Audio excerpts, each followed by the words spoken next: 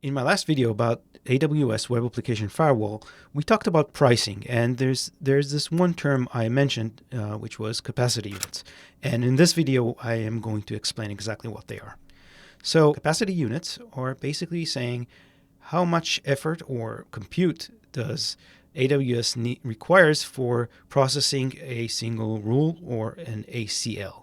So think of it as if we have a lot of logic behind our rule, if we want to match a certain signature that uses a lot of regexes and does transformations, that will be more compute heavy than maybe using a simple match for a single header, right?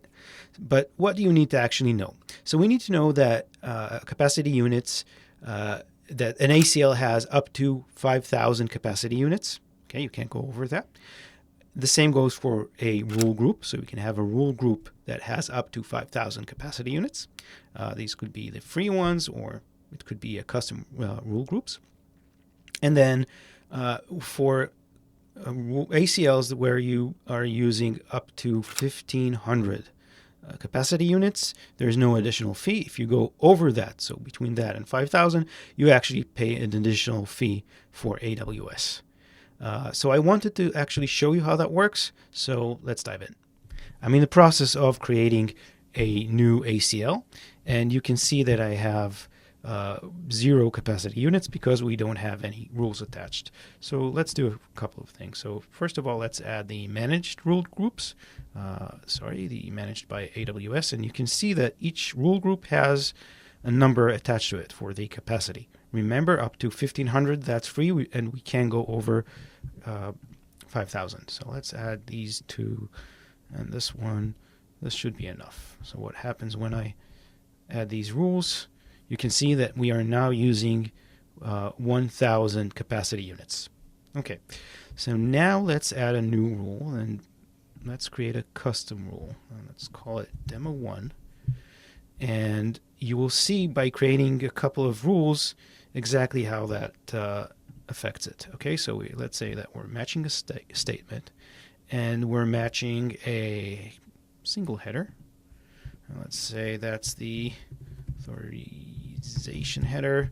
We're saying we're looking for maybe it contains a string to match ABC.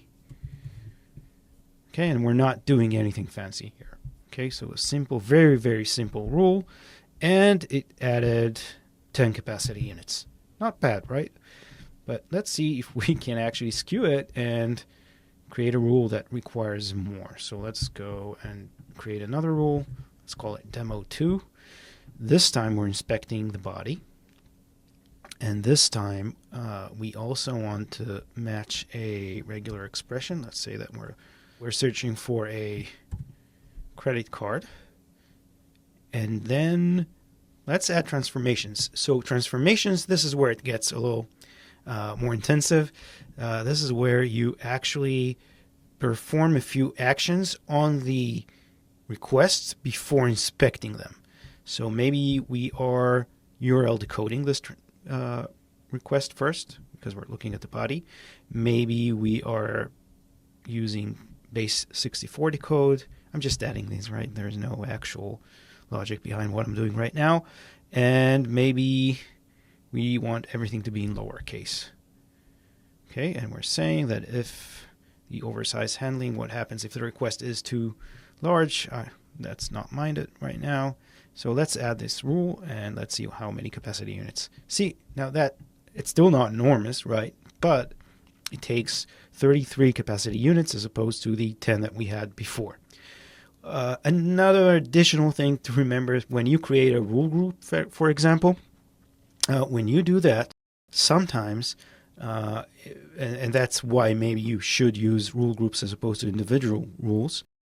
When you do that, the AWS will try to optimize the capacity units for that rule group. So, for example, if in the same rule group we have similar transformations required for a few requests, for a few rules, then AWS will try to actually optimize that, and you will not be using that many capacity units. You may not use the same amount of capacity units for each rule. It will combine them for these transformations. But this is pretty much it, right?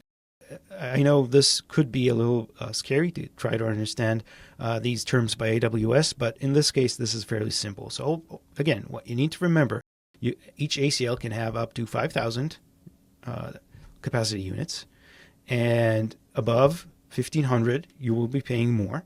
Okay, and then lastly, as you can see, for most use cases, this is not a big deal. For most rules that you will configure yourself, you should be good.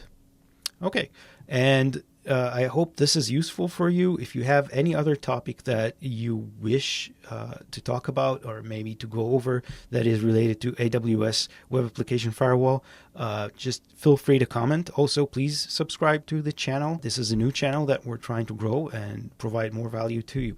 So thank you, and see you in the next video.